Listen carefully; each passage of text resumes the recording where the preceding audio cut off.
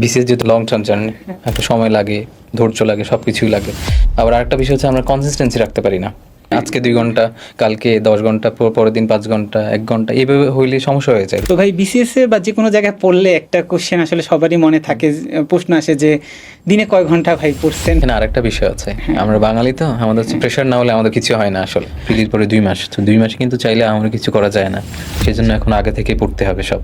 পরীক্ষা দেওয়া জরুরি, হচ্ছে ভুল কোথায় হচ্ছে, আর পরীক্ষা ভীতি ব্যাপার আছে, সেটা দূর করার জন্য পরীক্ষা দেওয়া জরুরি। আর হচ্ছে পড়তে হবে, পড়লেই নিজের কনফিডেন্সও থাকবে, আর হচ্ছে মানে হতাশ হওয়া যাবে না, আজকে হবে না কালকে হবে, একটা তো হবে ইনশাল্লাহ। আমার মনে হচ্ছে আমি ক্যাম্পাসে 3rd ইয়ার 4th ইয়ার ওই সময় থেকে পড়াশোনা করা উচিত ছিল। বিসিএস যেটা আমাদের যে কোনো চাকরি প্রত্যাশী ভাইদের জন্য সবচেয়ে টপ টায়ারে থাকবে। তো আমরা আসলে আমাদের জীবনের যে যা বলুক না কেন, একটা না একটা সময় আসলে এটা স্বপ্ন দেখি আমি কি বিসিএস দিব কি দেব না। তো আজকে আমাদের গেস্ট হিসাবে আসছে ফয়সাল আহমেদ ভাই, যে 49তম বিসিএসে শিক্ষা ক্যাডারে সুপারিশপ্রাপ্ত হয়েছে। তো একটু শর্ট পরিচয় যদি ভাই আপনার একটু দিতেন।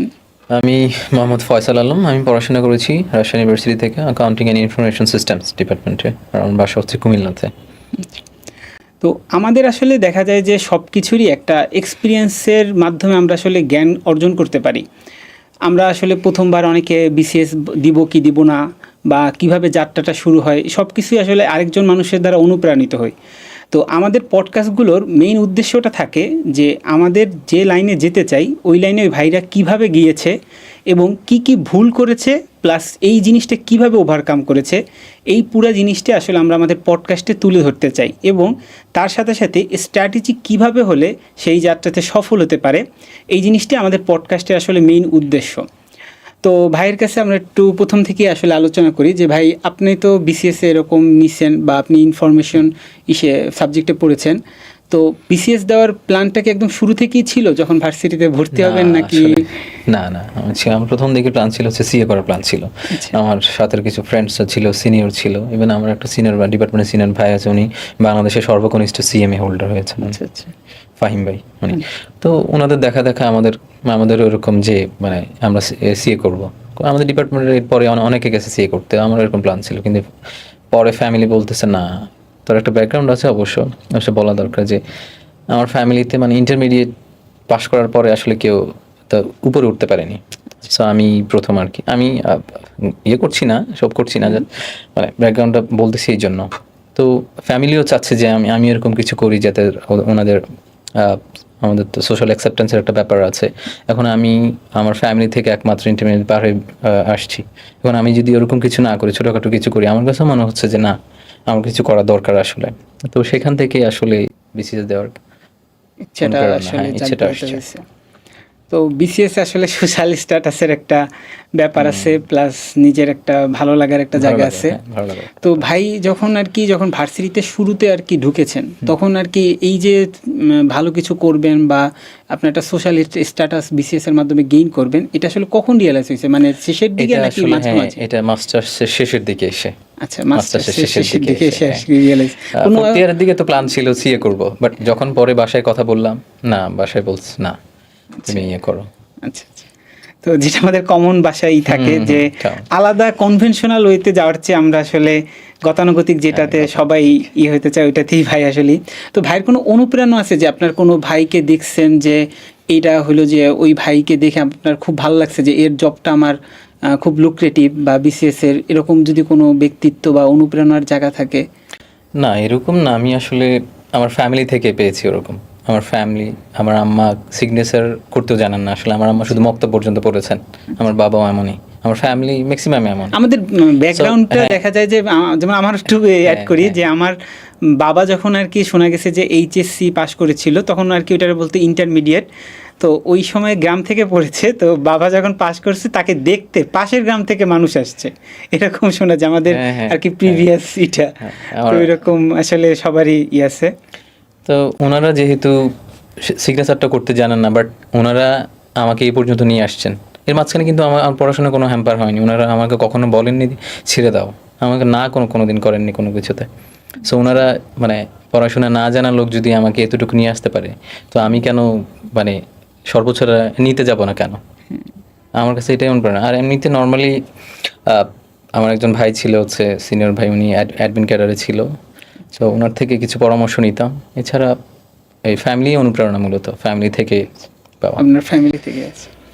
তো আপনার যে বিসিএস এর যে জার্নিটা, এটা তো কাইন্ড অফ আমার কাছে লাগে ম্যারাথন একটা জার্নি, হ্যাঁ, যে এটা অনেক লং long জার্নি। journey, হ্যাঁ। এবং এটার যেগুলো ম্যারাথন টাইপের জার্নি, ওদের স্ট্র্যাটেজি একটু অন্যরকম থাকে। লাইক শর্ট রানে আপনি শুরুতে একটা দৌড় দিয়ে পার হইতে পারেন, বাট ম্যারাথনে দেখা যায় আস্তে আস্তে গ্রো করতে করতে মোটিভেশন রাখতে রাখতে যেতে হয়। তো এগুলো তো অনেক জিনিসই আসলে মাথায় রাখতে হয়। তো আমি একটা জিনিস জানতে চাচ্ছিলাম যে বিসিএসে যে জিনিসগুলো সবচেয়ে বড় ভুল করে থাকে মানুষজন, প্রথমে ধরেন ডিসাইড নিল যে আমি বিসিএস দিব, তো শুরুতেই যে বড় ভুলগুলো করতে পারে, যে আপনি ফিল হয়েছে যে এইটা আসলে বড় ভুল হইতে পারে, তো সেই রকম যদি কিছু একটু দর্শকদের জন্য আর কি। হ্যাঁ, সেরকম আছে। সেরকম হচ্ছে আমরা আসলে মানে আমার এক বন্ধু সি হয়ে গেছে, হ্যাঁ, সি পাস করে ফেলেছে। আরেক বন্ধু প্রাইভেটে জয়েন করছে। সামনে আমার ব্যাংকের পরীক্ষা আছে অথবা অ্যাকাউন্টসে কোনটা পরীক্ষা আছে। আমরা কি করি, এটার জন্য 2 দিন, এটার জন্য 2 দিন, ও এটা করতেছে, ওর জন্য আফসোস করতে করতে 2 দিন। এবার মানে আমরা স্থির থাকতে পারি না, এই একটা সমস্যা। আমরা মানে বিশেষ যেহেতু লং টার্ম জার্নি, একটা সময় লাগে, ধৈর্য লাগে, সব কিছুই লাগে, সাপোর্টও লাগে। তো আবার আরেকটা বিষয় হচ্ছে আমরা কনসিস্টেন্সি রাখতে পারি না। 2 দিন পড়লাম, 2 দিন পড়ি নাই। এইটা হচ্ছে এই দুইটা সমস্যা হচ্ছে আমার কাছে বেশি মনে হয়েছে, এবং আমিও সাফার হয়েছি। পরে আমি চেষ্টা করেছি এগুলো কম করার আর কি। মেইন হচ্ছে ব্যাপার হচ্ছে কনসিস্টেন্সিটা ধরে রাখতে পারি না আমরা, যেহেতু লং টার্ম জার্নি। মানে সবাই হতাশ হয়ে যায়, হচ্ছে না, আমার দিয়ে হবে না, আর কত, এরকম আর কি।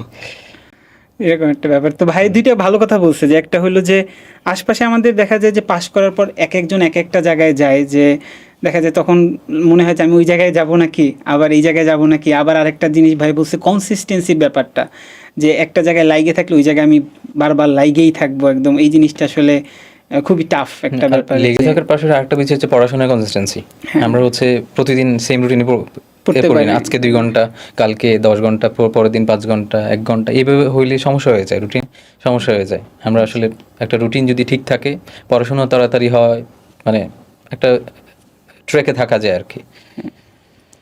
তো ভাই বিসিএস এর তো হলো যে অনেকগুলো সাবজেক্ট আছে, আবার এক একজনের দেখা যায় এক একটা সাবজেক্টে দক্ষ হইতে পারে।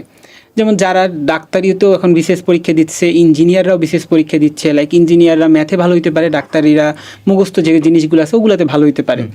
তো আপনার এরকম কোনো স্ট্রং পয়েন্ট ছিল যেটা আপনি বুঝছেন যে আমি এই জিনিসগুলো প্রিপারেশন ছাড়াও ভালো করতে পারবো, বা পরে প্রিপারেশন নিব? আপনি তো অবশ্যই একটা স্ট্র্যাটেজি ফার্স্টে ফলো করছেন, আর এই জিনিসগুলো আমি এখন প্রিপারেশন নেই।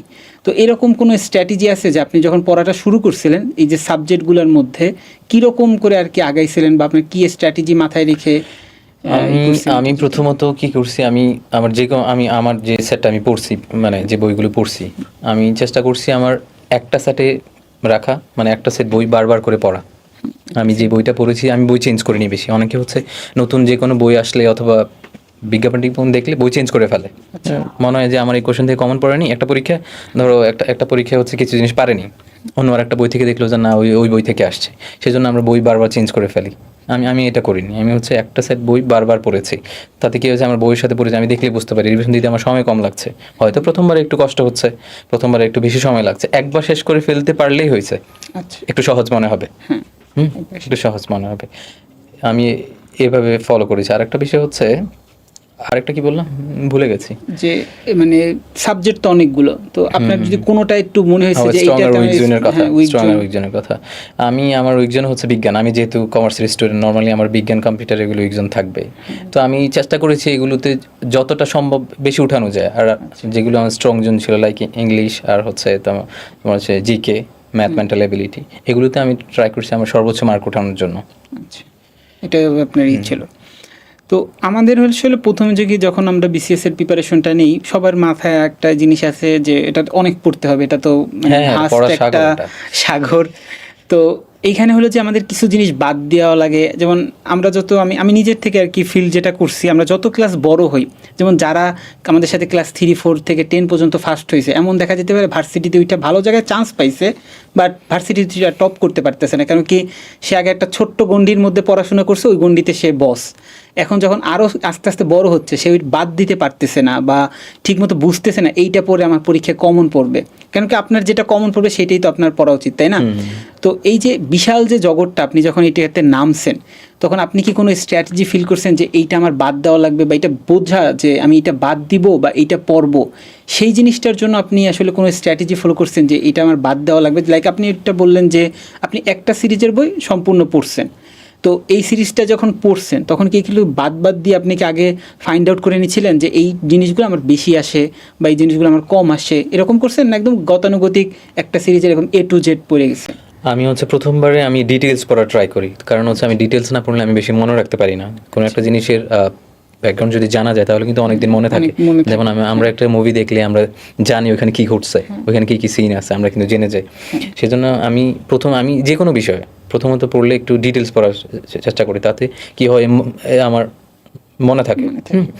এরপরে পরের দিকে যখন কোশ্চেন অ্যানালাইসিস করলাম, দেখলাম, তখন বুঝতে পারতেছি আসলে আমার কি বাদ দিতে হবে, কোথায় কোনটা আছে, কোনটা বাদ দিতে হবে, কোনটা বেশি ইম্পর্টেন্ট, এগুলো দেখতেছি। আবার মাঝে মাঝে কিছু পরীক্ষা আছে, বিসিএস ছাড়াও তো আমরা আরও বিভিন্ন পরীক্ষা অ্যাটেন্ড করি। হ্যাঁ, কিছু পরীক্ষা আছে ওইগুলো থেকে কোশ্চেন চলে আসে। হ্যাঁ, সেই জন্য প্রথম দিক পড়বে তারা যদি সময় থাকে একটু ডিটেলস পড়ে নিলে সুবিধা হয়। ভাই হলে আসলে প্রথম থেকে একটা জিনিস পুরো ডিটেলস পড়েছে, দেন বাদ দেওয়ার জিনিসটা ভাই বুঝতে পারছে। তাই হলো যে দেখা যায় যে আমরা যখন প্রথমে যাই তখন তো আমরা আসলে বুঝি না যে কোনটা বাদ দেওয়া জিনিসটা বোঝার জন্য আমাদের একবার ফুল ওয়াক থ্রুতে যাওয়া দরকার। তো ভাই বিসিএসে বা যে কোনো জায়গায় পড়লে একটা কোশ্চেন আসলে সবারই মনে থাকে, প্রশ্ন আসে যে দিনে কয় ঘন্টা ভাই পড়ছেন বা কয় ঘন্টা পড়া উচিত? আমি প্রথমে বলেছিলাম কনসিস্টেন্সি। আমি নর্মালি হচ্ছে ফজরে উঠতাম, রাতে তাড়াতাড়ি ঘুমায় যেতাম। রাতে যদি লেট করে ঘুমাই তাহলে কিন্তু ফজর উঠতে পারবো না।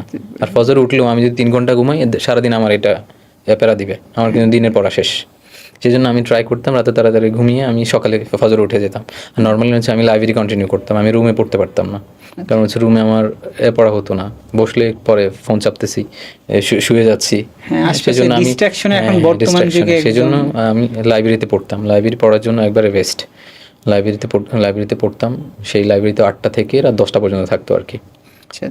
এটা ওই রাজশাহীতেই না, এখানে আমি আসলে ঢাকায় এসে প্রিপারেশন শুরু করেছি। আমি ক্যাম্পাসে কিছুই পড়ি না, আমি মাস্টার শেষ করার পরে এসে প্রিপারেশন শুরু করেছি।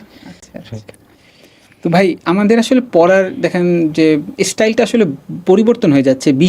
2020 সালের আগে যখন করোনা ছিল না, তখন আমরা তো অফলাইন যে আসলে পড়াশোনাটা কন্টিনিউ করতাম। 20 সালের পর আস্তে আস্তে অনলাইনে আসলো।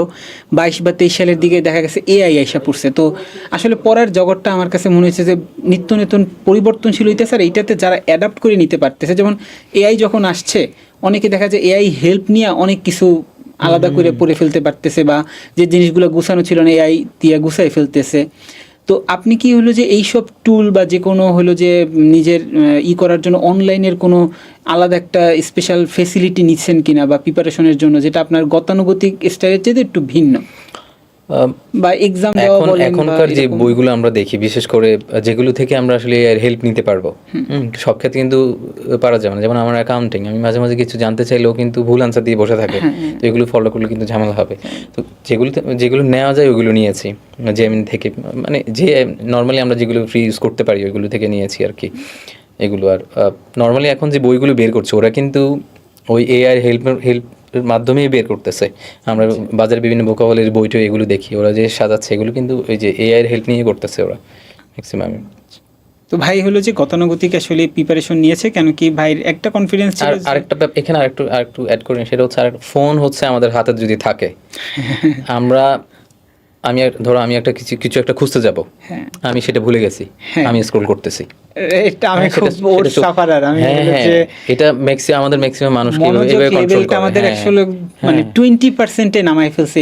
সেজন্য আমি লাইব্রেরি যাওয়ার সময় আমি বড় ফোন নিতাম না, যতই দরকার হয় এটা পরে বাসায় এসে সলভ করবো, বাসায় নোট করে রাখি যে বাসায় এসে চার্জ দিয়ে ঠিক করে নিব আমার কি কি লাগবে। এটা একটা খুব ভালো, বড় ফোন নিতাম না, আমি বাটন ফোন ব্যবহার করতাম এতে যতক্ষণ পড়তে যেতাম আর কি।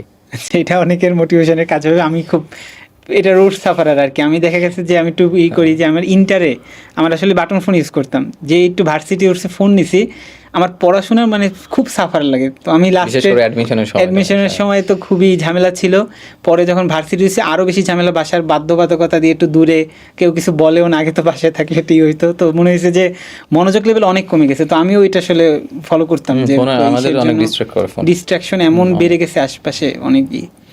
তো বিসিএসের ভাই দেখা যায় যে আমাদের তো অনেকেই প্রিপারেশন নেয়, মানে আমার কাছে মনে হয় যে প্রিপারেশন মানে যতটা না পরীক্ষাটা কঠিন তার চেয়েও কম্পিটিশনটা অনেক কঠিন। হ্যাঁ, কেন এখন কি এই যে 49-এ দেখো প্রায় 3,82,000 মতো পরীক্ষা দিয়েছে সম্ভবত। নিয়েছে কয়জন? 678 or something। খুবই খুবই হ্যাঁ, টাফ একদম, আর সবাই দেখা যায় পরীক্ষা পয়েন্ট দিচ্ছে। সামথিং। তো এইগুলাতে দেখা যায় কি এটা আমরা শুধু যখন বিসিএস না, আসলে বাংলাদেশের জব মার্কেটে একই অবস্থা। লাইক দুদকে যেটা আছে এডিতে কয়জন, 20টা না কয়টা এমন হবে পোস্ট, তো ওইখানে থেকে পরীক্ষা দিতে কয়জন হয়, প্রায় লাখের কাছাকাছি চলে যায়।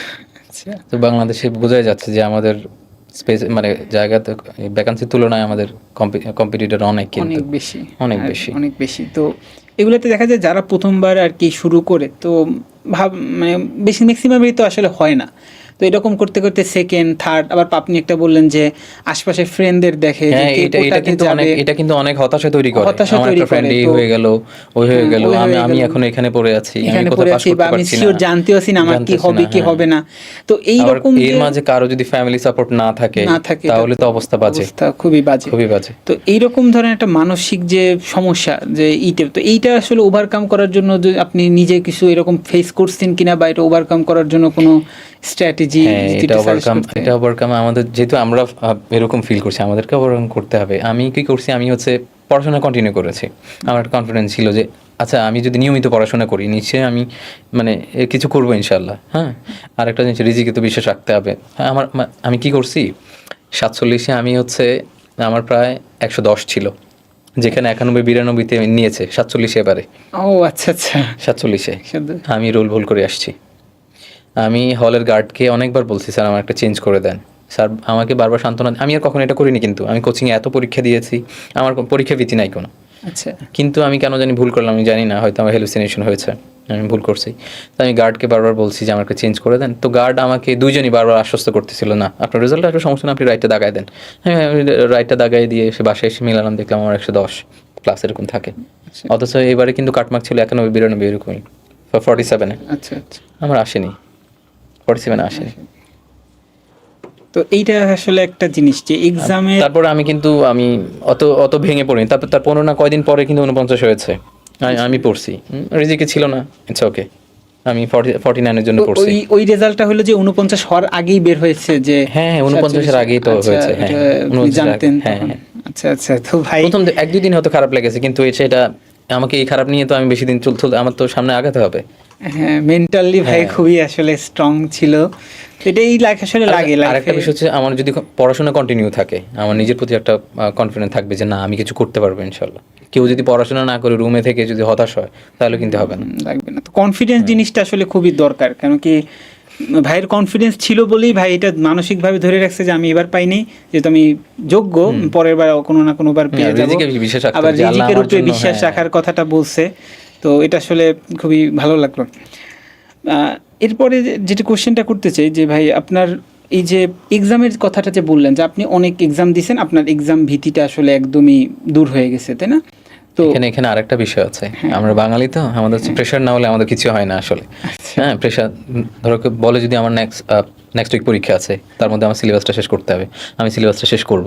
কিন্তু কেউ যদি বলে না আমার পরীক্ষা নাই, আমার শুধু এটা পড়ে পড়ে শেষ করতে হবে, আমরা কিন্তু শেষ করব না। আমাদের আমাদের মাইন্ডসেট এমনই, আমরা মানে কালচার এমনই, আমরা এমনই বড় হচ্ছি। প্রেশার না হলে আমরা কিছু করি না।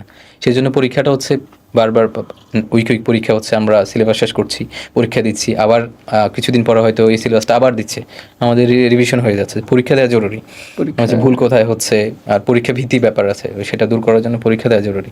যেখানে হোক, অনলাইন প্ল্যাটফর্ম হোক, কোনো কোচিংয়ে হোক, অথবা আমার মনে হয় নিজে ওএমআর না করে, নিজে অনেকে আছে নিজে বাসায় দেয়, ওএমআর কিনে বাসায় দেয়, সেটা না করে কোচিংয়ে দেওয়া কিংবা অনলাইন কোন প্ল্যাটফর্মে দেওয়া ভালো।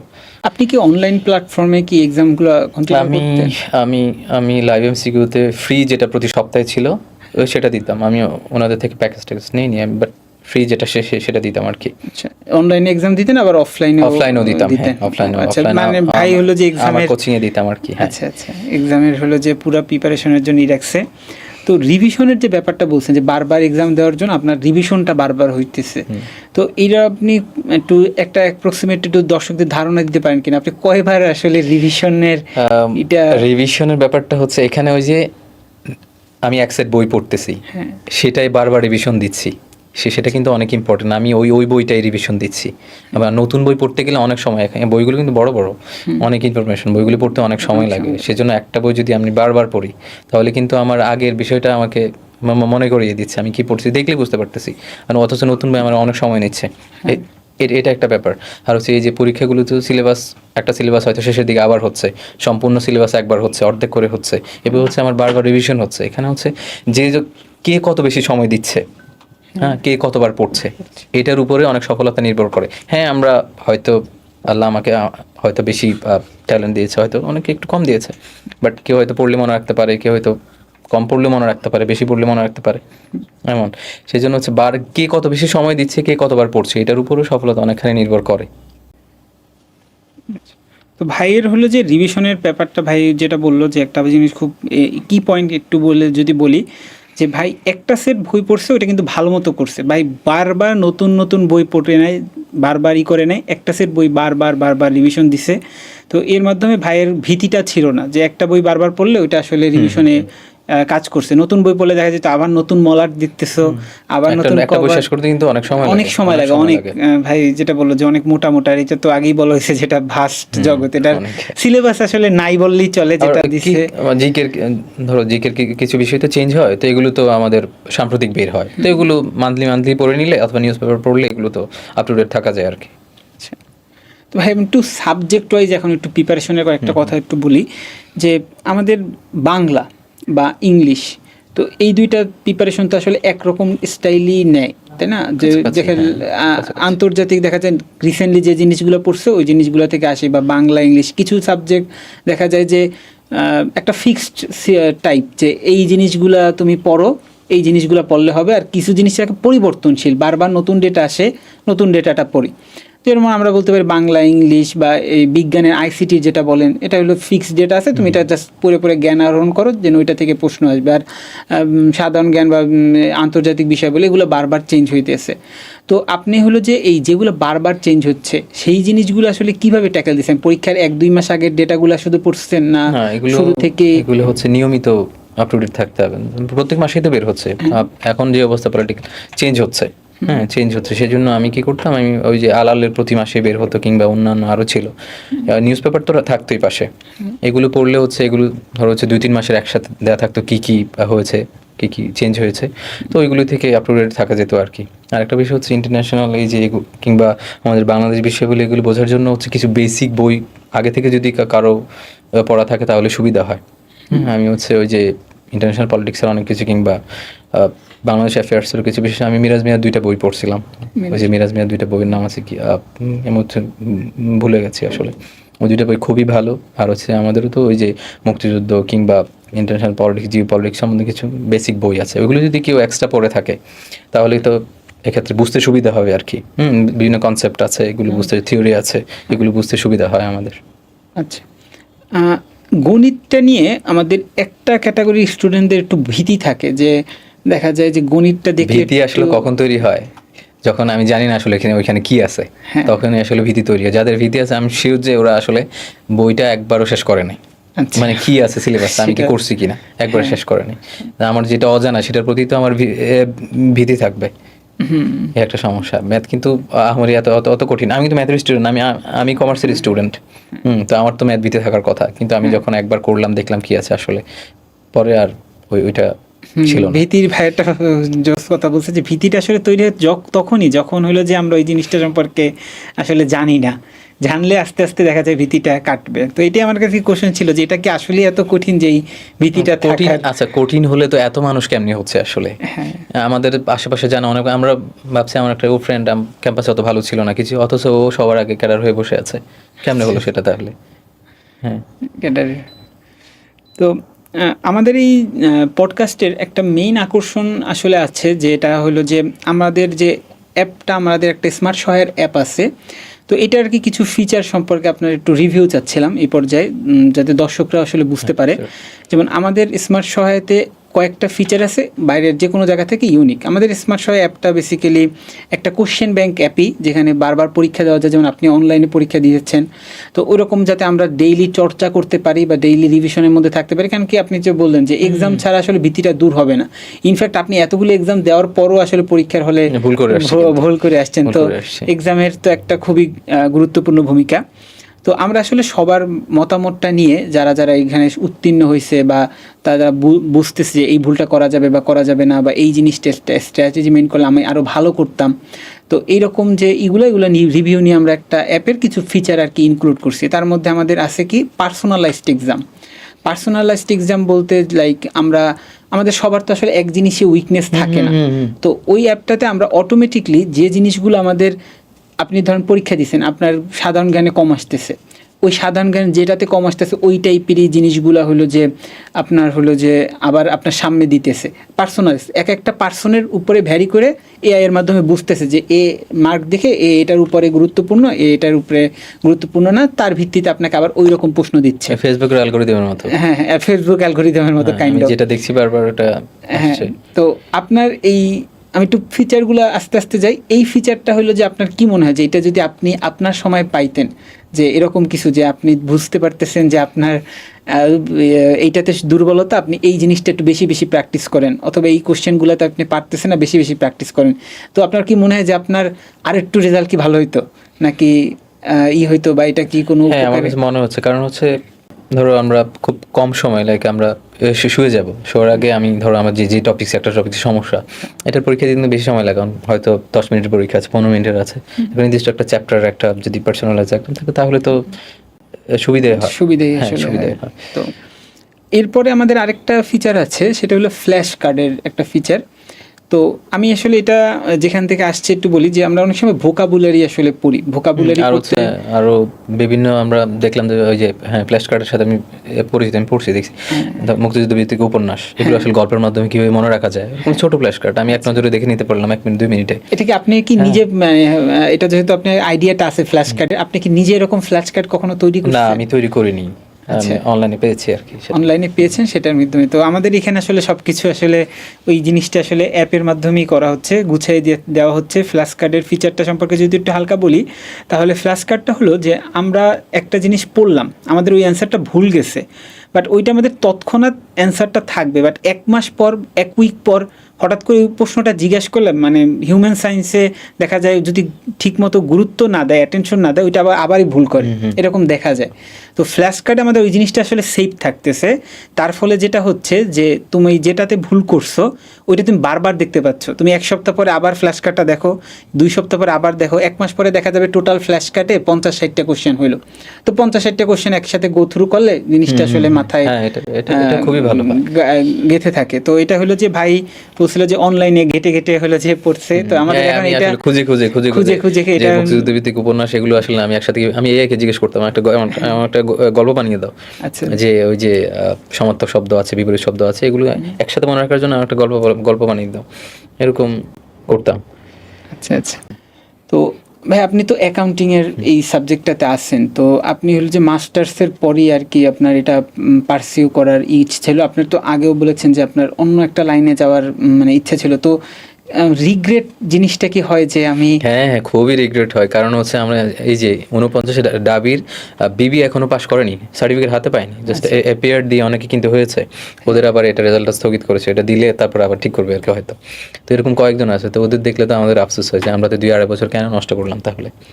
এখন সেজন্য মানে যে বলতে ইচ্ছা হয় যারা 3rd ইয়ারে আছে, 4th ইয়ারে আছে, অথবা মাস্টার্সের প্রথম দিকেও আছে, ওরা যাতে মানে এখনই পড়া শুরু করে দেয় যদি এরকম ইচ্ছা থাকে আসার, কারণ এটা তো অনেক পড়া। কেউ যদি এসে মাস্টার শেষ করার পরে এসে যদি 6 মাসও বেকার থাকে, খারাপ লাগে তো, একটু হতাশা তো কাজ করে।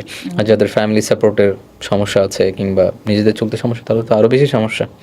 আচ্ছা, তো অনেকের বিসিএস এর যে রিওয়ার্ড বা আফটার লাইফ নিয়ে অনেকের আসলে অনেক আগ্রহ থাকে, যেমন এরকম শোনা যায় যে ডাক্তার হয়েছে, সে এখন পুলিশে চলে গেছে, তার তো ডাক্তারি প্রফেশনটা একদম বাদ।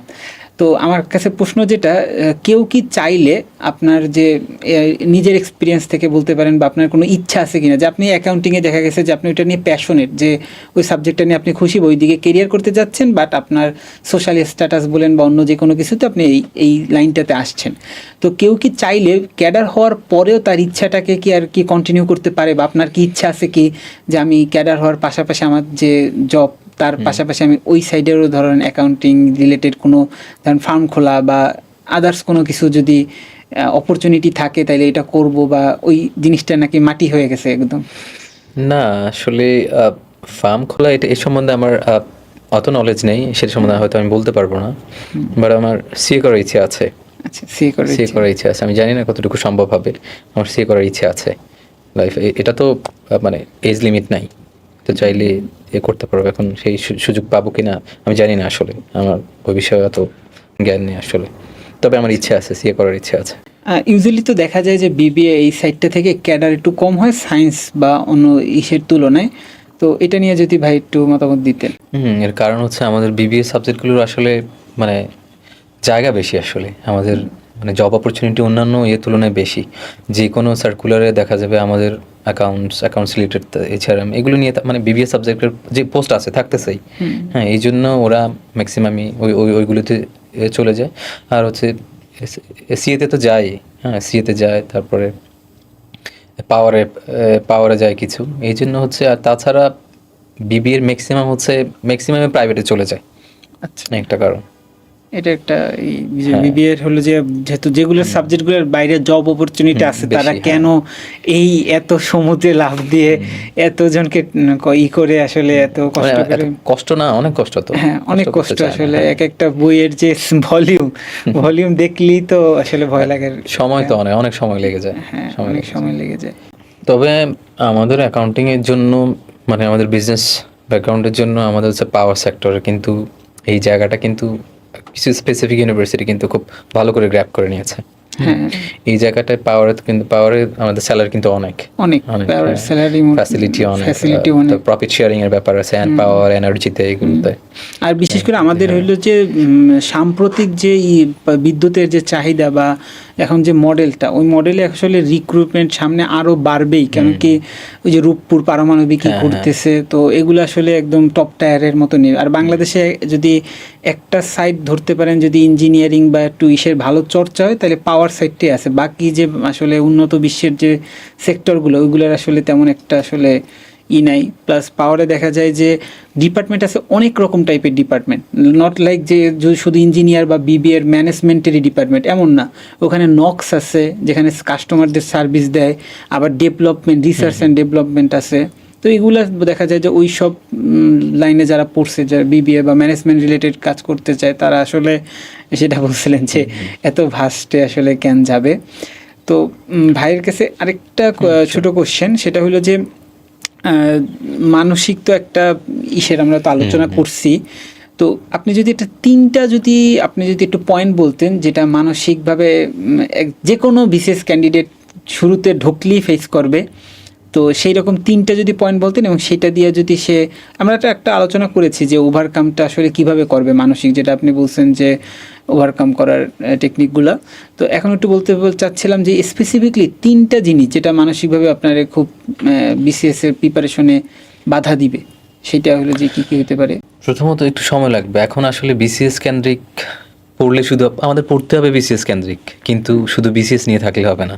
ব্যাপারটা এমন হয়ে গেছে আমাদের এখন অন্যান্য যে জবগুলোতে দেখতেছি, মানে প্রশ্ন কিন্তু বিসিএস কেন্দ্রিক হচ্ছে। সেই জন্য আমাদের পড়তে হবে বিসিএস কেন্দ্রিক, কিন্তু শুধু বিসিএস এর আশায় বসে থাকলে হবে না। আর আমাদের হয়তো একটা গ্রাউন্ড তৈরি করে, একটা প্রিপারেশন, একটা গ্রাউন্ড তৈরি করে আমাদের একটা জায়গায় ঢুকে যেতে হবে। আদারওয়াইজ আমরা কিন্তু প্রচুর হতাশায় ভুগবো। সেই জন্য প্রিপারেশন নিতে হবে বিসিএস কেন্দ্রিক। আর অন্য জবে যদি অপরচুনিটি থাকে তাহলে ঢুকে যেতে হবে। দেখবে হচ্ছে যারাই ক্যাডার হচ্ছে, অ্যাডমিন, ফরেন আর যেগুলো হচ্ছে ম্যাক্সিমাম হচ্ছে আগে কোনো না কোনো জবে ছিল। ওনারা অথবা শিক্ষা ক্যাডার ছিল, অন্য আর একটা ক্যাডার ছিল, অথবা ব্যাংকে ছিল, ম্যাক্সিমাম ভালো ভালো জবে ছিল। হ্যাঁ, সেই জন্য জবে থাকলে ফাইন্যান্সিয়াল সলভেন্সি থাকে, মানে ফাইন্যান্সিয়াল সলভেন্সি থাকলে তো হতাশার কারণই নেই। ম্যাক্সিমাম আমাদের ফাইন্যান্সিয়াল সমস্যাই থাকে। আর হচ্ছে একটা জবে থাকলে তো অত প্রেশারের হওয়ার কথা না। আর পড়াশোনার যেহেতু একটা গ্রাউন্ড তৈরি করলে তারপরে যদি এন্ট্রি করে তাহলে আমার মনে হয় ভালো ভাই হয় আর এটা কি। ভালো বলছে যে আমরা যখন পাশ করে বের হই তখন যদি একটা আমার চাকরির হলো যে আমাদের যদি একটা থেকে যায়, আমাদের মেইন ফোকাস থাকলো বিসিএস, বাট আমাদের যদি একটা ব্যাকআপ টাইপের কিছু থাকে যে আমার বাই চান্স কিছু হইলো না, তাহলে আমরা এটাতে যেন কেরিয়ারটা করতে পারি, এরকম একটা মানসিক আসলে স্যাটিসফ্যাকশন সবার না হলে আসলে এই যে আমি এই 2 বছর বেকার, আমি ফ্যামিলি সাপোর্ট দিছি বলে হয়তো কিছু বলেনি হয়তো আসে, কিন্তু অন্যান্য সবাই তো এমন নাও হতে সবার পারে, নাও হতে সবাই আলাদা। তো ওদের ক্ষেত্রে হয়তো ওদের হয়তো কোথাও আরো কম টাকায় প্রাইভেটে ঢুকে যেতে হয়েছে, এমনও আছে।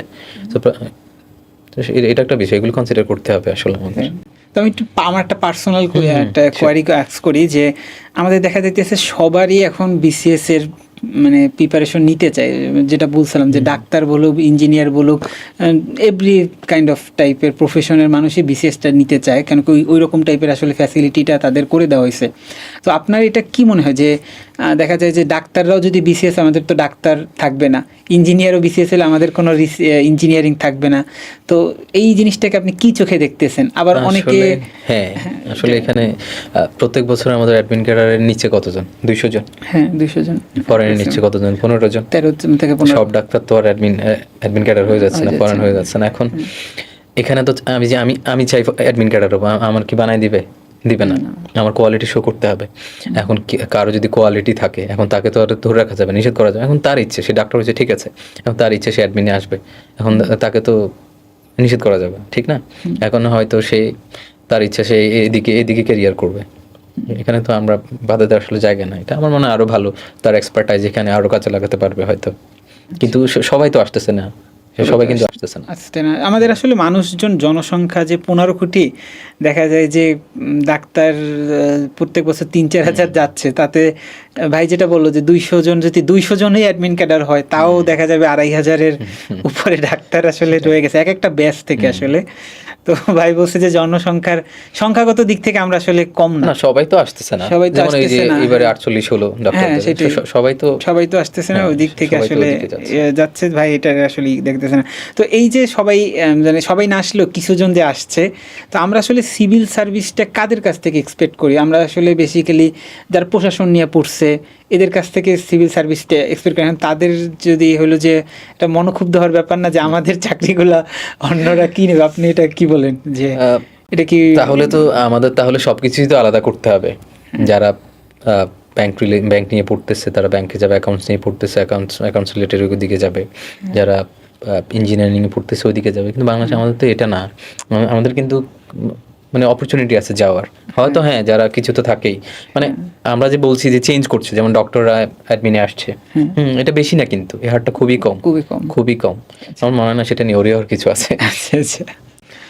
তো এই পর্যায়ে হলো যে আমরা যে লাস্টে যদি কিছু বলি যে ভাই আমাদের অনেকগুলো হলো যে ভালো উপদেশ দিছে, তো ভাইয়ের জাস্ট লাস্টে একটা জিনিস আমাদের একটু বলে ভালো হবে যে আপনার এমন কিছু রিগ্রেট হয়েছে যে এই কাজটা আমি না করলে আমার আরও ভালো হইতো, আমি যদি এইটা করছিলাম, লাইক কনসিস্টেন্সি মেনটেন করতে পারি না, এটা আমার জন্য খারাপ, আমি যদি মেনটেন করতে পারতাম ভালো হইতো, বা এই জিনিসটা করলে আমার আরও ভালো হইতো, বা আমি যদি থাকে এরকম যদি কোনো ভুল, যে জিনিসগুলো আমাদের যেহেতু পডকাস্টে একটা মেইন জিনিস ছিল যে আমরা গাইডেন্স বা সবার জীবনীটা একটু দেখবো ঘুরে ফিরে, প্লাস কী জিনিসটা তারা ভুল করছে এটাও আমাদের একটা হাইলাইট করার একটা পয়েন্ট ছিল। তো আপনার কি এরকম আছে যে এই জিনিসটা না করলে আমার ভালো হইতো, এরকম কিছু?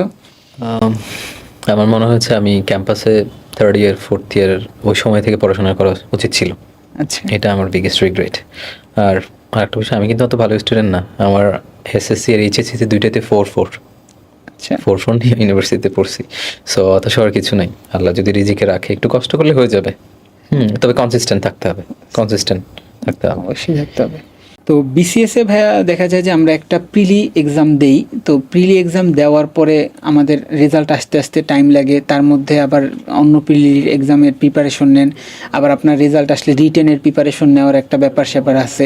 তো এই জিনিসটা আপনি আসলে কিভাবে কি রোডম্যাপ করেছিলেন, বা আপনার মতে কি মনে হয় যে প্রিলির পর আমরা কি, আমি তো জানি না আসলে আমি রিটেনে টিকবো কি টিকবো না, রিটেন পড়া শুরু করে দেবো না প্রিলির মধ্যেই আমি রিটেন, আপনি পড়ছেন কিনা প্রিলির মধ্যেই রিটেনের তো এটা যদি একটু বলতেন। হ্যাঁ, আমি আসলে প্রথম দিকে আমি আসলে ডিটেলস না পড়লে আমার কিছু মনে থাকে না, আমার একটা সমস্যা, সেই জন্য আমি প্রথম দিকে ডিটেলস পড়তাম। পরে এসে দেখি আমি ডিটেলস পড়াতে আমার সুবিধা হয়েছে, কারণ হচ্ছে এখানে মাঝখানে প্রিলির পরে রিটার্নে কিন্তু 2 মাস অনলি সময়, তো এই সময়টাতে চাইলেও কিন্তু বেশি কিছু করা যায় না আসলে, রিভিশন দিতে দিতে ওই সময়টা চলে যায়। সেই জন্য যাদের হাতে এই যে সময় আছে, বলতেছি সময় আছে, প্রথম দিক থেকে পড়া শুরু করেছে, ওরা যাতে মানে ডিটেলস পড়ে। ডিটেলস পড়লে কি হচ্ছে, দুইটা বিষয় কভার হয়ে যাচ্ছে। আর হচ্ছে যেহেতু সময় কম, শেষে প্রিলি রেজাল্টের পরে বেশি দিন নাই আর, কিন্তু এখন পিসি মনে হয় না আর 2 মাসের বেশি সময় দিবে। সেই জন্য প্রথম থেকে একটু ডিটেলস পড়লে আমার মনে সুবিধা হবে। আর হচ্ছে নিউজ পেপার পড়তে হবে। নিউজ পেপার পড়লে কী হচ্ছে, আমাদের সব কিছু আমরা জানতে পারতেছি, কী হচ্ছে একটা অ্যানালাইসিস থাকে কোথায়, মানে ব্যাপারগুলো ডিটেলস আকারে থাকে আর কি, বুঝতে সুবিধা হয়। ভাই হলো যে আমাদের প্রথম থেকে আসলে ভাই ডিটেলসে পড়েছে, তো দেখা যাচ্ছে যে ভাইয়ের পিলির পাশাপাশি রিটেনের প্রিপারেশনটা আসলে ওই রকমভাবে হয়ে গেছে। অনেকে আমাদের দেখা যায় যে কিছু সিলেক্টেড এমসিকিউ প্র্যাকটিস করে যায়, তো এর জন্য দেখা যায় যে রিটেনের মধ্যে হয়তো আলাদা করে তাদের প্রিপারেশন নেওয়া লাগে। তো ভাইয়ের হলো যে প্রথম থেকে যেহেতু ডিটেলসে পড়েছে বা একটা সেট বইয়ের যখন পড়ছে তখন ডিটেলসে পড়ছে, তো এর জন্য ভাইয়ের আসলে রিটেনের প্রিপারেশনটা অনেকটাই আসলে হয়ে গেছে। একটা বিষয়, মাঝে মাঝে পড়তে যখন বিরক্ত লেগে যেত, মানে আসে তো কতক্ষণ পড়া যায়, আমরা তো মানুষ, তখন আমি কি করতাম, গল্পের বই পড়তাম, যেগুলো আমাদের সিলেবাসে সাহিত্য উপন্যাস আছে, বিভিন্ন গল্পের বই আছে, রাজনৈতিক বইটাই আছে বিভিন্ন, তো ওইগুলো পড়লে ভালো লাগতো। হ্যাঁ, শেষের দিকে সেগুলো পড়লে ভালো লাগতো, যখন বিরক্ত লাগতো এগুলো পড়তাম। ভালো, এগুলো পড়লে ওই সাথে সাথে আমার সাহিত্যের বিষয়টাও কভার করছে, তাছাড়া যে জিকের রিলেটেড বই পড়লে তো ওইগুলোও কভার করছে, সাথে সাথে আমার আমি এ পড়াতে আছি কিন্তু। তো আমাদের হলো যে ভাইয়ের যে কথাগুলো, তো এটা যদি আমি একটু সামারি করি, যে ভাই সবসময় মানে আশাবাদী ছিল সব কিছুতে, যে আল্লাহ যদি রিজিকে রাখে আমার হয়ে যাবে। এটা কিন্তু ভাই এর একটা মানসিক দিক থেকে আসলে শক্তি যোগানোর মতন একটা জিনিস, যে ভাই কখনোই ভাইয়ের যে 47তম বিসিএস এর রোল নাম্বার লেখে নাই, ভাই জানতো যে রোল লিখেছি আমি, জাস্ট আমার রোল হচ্ছে 0, আমি জিরো ভরাট করছি, 3 কিছু অংশ ভরাট করে ফেলছিলাম। হ্যাঁ, তো ভাইয়ের হলো যে ওই রোল নাম্বার ওইখানে একটু ভুল হয়েছে, তারপর ভাই জানতো 110টা দাগাইছে, কাটমার্ক 91, তারপরেও ভাই কিন্তু আসলে এই হালটা ছাড়ে না। এটা একটা ভাইয়ের একটা খুবই মার্ভেলাস জিনিস, যেটা আমাদের সবারই আসলে বিল করা উচিত। ভাই সবসময় ওই জিনিসটা বিল করেছে, প্লাস কনসিস্টেন্সির কথা বলছে, প্লাস মানসিকভাবে স্ট্রং থাকার জন্য ভাই অনেকগুলো কথা বলেছে। যেমন কেউ যদি কোনো একটা সাবজেক্টে ভীত হয়, তখন কিন্তু ভাই বলেছে যে সে আসলে জানে না তাই ভীত, এমন না যে সে জেনে ওই জিনিসটাকে ভয় পাচ্ছে। কেউ জানলে অবশ্যই ভাই বিশ্বাস করে যে সে ভীত। তো ভাই সবসময় আসলে অপটিমিস্টিক টাইপেরই আছে। প্লাস ভাই আমাদের আরও যদি প্রিপারেশন রিলেটেড যদি কথা বলি, যে ভাই সবসময় আসলে এক্সাম এই জিনিসটাতে খুবই ফোকাস করেছে। অনেক এক্সাম দিছে যে ভাইয়ের এক্সামের ভীতিটা চলে গেছে, এবং ভাই ডেইলি অফলাইনে যে হোক বা অনলাইনে যে হোক সবগুলোর আসলে এক্সাম দিয়েছে। এবং প্লাস ভাই একটা বই যে পড়েছে, যে ভাই বললো যে একটা সিরিজের বই সে পুরাটা পড়েছে, দেন রিভিশনেও কিন্তু ওই জিনিসটা আসলে সে কোপ আপ করে চলেছে, কেন কি ওই জিনিসটা তার বোধগম্য, একবার পড়েছে সে জানে। নতুন বই পড়লে দেখা যাইতো যে নতুনভাবে আসতো। তো আশা করি যে আমরা অনুষ্ঠানে আসলে শেষ পর্যায়ে যেতে পারি। তো আমরা একটু ছোট্ট করে আমাদের এই যে ভাইয়ের যে ইটা আসছে, তো আমাদের আর কি অ্যাপটা সম্পর্কে একটু আলোচনা করে যেতে চাই। যে আমাদের অ্যাপটা স্মার্ট সহায়, এটা হলো যে আমাদের অ্যাডমিশন প্লাস আমাদের জব মার্কেটের আর কি কোশ্চেন ব্যাংক টাইপের একটা অ্যাপ। তো এটা আসলে যে কোনো কোশ্চেন ব্যাংক বা বাজারে তুমি একটা বই কিনে আনবা 500 টাকার, সেই রকম একটা কোশ্চেন ব্যাংক আসলে এটা না। স্মার্ট সহায় অ্যাপটা একদম একটা বর্তমানে হলো যে আমাদের যে কয়টা বাজারে প্ল্যাটফর্ম আছে সবগুলোর থেকে অনেক বেস্ট ফিচার দিচ্ছে। তো এইটাতে আমাদের যে প্রথমেই যেটা আমাদের আসে সেটা হলো এআই এর একটা সাজেশন আছে, যে সাজেশনটাতে আমরা বছর ভিত্তিক, টপিক ভিত্তিক, অধ্যায় ভিত্তিক একদম সুন্দর মতো তোমাকে একটা রোড ম্যাপ করে দিচ্ছি, যে রোড ম্যাপটা দেখলেই তুমি বুঝতে পারবা যে এইটা তোমার পড়া লাগবে। কেন কি বিসিএস বলো বা অ্যাডমিশনের জার্নি বলো, এটার জায়গাটা আসলে অনেক বিশাল। আসলে যে যত বেশি বাদ দিয়ে পড়তে পারবে, অথবা যে শুরুতে একবার তার আইডিয়া আছে পুরোটা পড়ে গেল, এরপর যখন রিভিশন দিতে পারবে, এই জায়গাটা আসলে খুবই গুরুত্বপূর্ণ। তো আমাদের এআই যে সাজেশনটা আছে ওইখানে তুমি সুন্দর মতো এই জিনিসটা আসলে পড়তে পারবা, একটা মানচিত্র টাইপের জিনিসটা। সেকেন্ডলি আমাদের যে ফিচারটা সেটা হলো আমাদের একটা পারফরমেন্স চার্ট থাকে। তুমি ডেইলি যে এক্সামটা দিচ্ছ, আগের উইকের তুলনায় এই উইকে তোমার কত ভালো হয়েছে, তুমি একটা সাবজেক্টে উইক, সেই উইক সাবজেক্টটাতে তুমি এবার কতটুকু ভালো করছো, এইরকম তোমার daily basis, weekly basis, monthly basis একটা পারফরমেন্স চার্ট থাকবে, যেটাতে তুমি বুঝতে পারবা যে তোমার গ্রোথটা হচ্ছে, বা তুমি এখন যে স্টাইলে পড়তে আসো ওই পড়াতে তোমার গ্রো হচ্ছে কিনা। এমন দেখা যায় যে আমরা আমরা পড়তে আসি কিন্তু আমাদের গ্রোথটা ভালো না, এটা একটা ভালো তুমি একটা পোর্ট্রে করতে পারবা। 3 নাম্বার আমাদের যে ফিচারটা সেটা হলো ফ্ল্যাশ কার্ডের একটা ফিচার।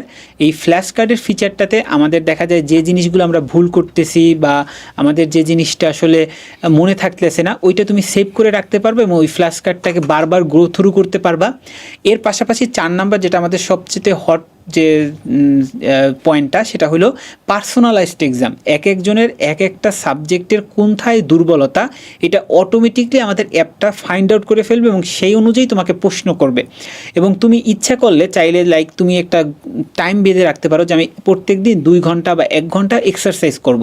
তো সেইটাও তুমি আমাদের অ্যাপের মাধ্যমে যে তুমি পার্সোনালাইজড এক্সাম দেবা, কত সময়ের দেবে এবং কত মিনিটের মধ্যে অ্যান্সার করবা। দেখা যায় কি আমাদের বিসিএস বলো বা অ্যাডমিশন বলো একটা নির্দিষ্ট সময় 100টা এমসিকিউ 60 ঘন্টা দেওয়া লাগবে সে। তো তুমি চাচ্ছ যে তুমি প্রিপারেশনটা আরও দক্ষ করার জন্য তুমি 100টা এমসিকিউ 50 মিনিটে দিতে চাচ্ছ, যে আমার তো ভালো হয়। তো সেই জিনিসটাও তুমি পাবা। এছাড়া দেখা যাইতে পারে তুমি প্রত্যেকদিন টার্গেট রাখলা যে 1 ঘন্টা করে তুমি এক্সামের জন্য প্র্যাকটিস করবা, বাট তোমার কোনো একটা দিন হলো যে একটু কম টাইম পাচ্ছ, সারাদিনের পড়ার পরে 30 মিনিটস টাইম পাচ্ছ। এখন 30 মিনিটস টাইম পেলে আমাদের সচরাচর মানসিকতা কি বলে যে আজকের আমাদের এক্সামের হলো যে প্রিপারেশনটার ওটা বাদ দিই, কিন্তু আমাদের অ্যাপে ওই 30 মিনিটস থাকলে তুমি 30 মিনিটস সেট করে পরীক্ষা দিতে পারবা। তার ফলে তোমার কি কনসিস্টেন্সি লাগবে, যেটা আমাদের ভাই সবসময় বলছে যে কনসিস্টেন্সি তোমার আসলে সবসময় মেনটেন করা লাগবে। তো আশা করা যায় যে যারা বিসিএস বা যে কোনো চাকরি প্রত্যাশী আসো অথবা যারা অ্যাডমিশনের আসো, তো এই যে 4টা ফিচার আমি তোমাদের বলেছি এটা আমাদের স্মার্ট শহর অ্যাপের মাধ্যমে পেয়ে যাবে এবং এটা তোমার যে যে জায়গাতে পৌঁছাতে চাও ওই জায়গাতে আসলে তোমাদের অনেক সহায়তা করবে। তো আজকের পডকাস্টে এইরকমই বলে শেষ করছি। তো ভাই যদি লাস্টে আমাদের যে বিসিএস এর যারা সামনে প্রত্যাশী আছে তাদের জন্য কিছু বলে যদি একটু অনুষ্ঠানটা শেষ করতেন। পড়তে হবে, আসলে পড়তে হবে। যাদের মানে সময় আছে ওরা একটা ডিটেলস পড়বে প্রথমত। ডিটেলস পড়লে খুবই ভালো হবে, কারণ এখন আসলে প্রিলির পরে এই যে রিটেনের জন্য মাত্র 2 মাস, কিন্তু এই যে আন্দোলনের জন্য 47 মার্ক হলো, এই যে সময় বাড়ানোর জন্য কিন্তু পিসি বাড়ায় নাই। এখন থেকে ওরা ওরকমই রোড ম্যাপ নিয়েছে। প্রিলির পরে 2 মাস, তো 2 মাসে কিন্তু চাইলে আমার কিছু করা যায় না। সেই জন্য এখন আগে থেকে পড়তে হবে, সব ডিটেলস আগে থেকে পড়ে রাখলে সুবিধা হবে। আর হচ্ছে পড়তে হবে, পড়লেই নিজের কনফিডেন্সও থাকবে, আর হচ্ছে মানে হতাশ হওয়া যাবে না, আজকে হবে না কালকে হবে, একটা তো হবে ইনশাল্লাহ। আর হচ্ছে কনসিস্টেন্সি রাখতে হবে, পড়তে হবে। আচ্ছা, পড়তে হবে মানে তোমার কনসিস্টেন্সি রাখতে হবে, পড়তে হবে।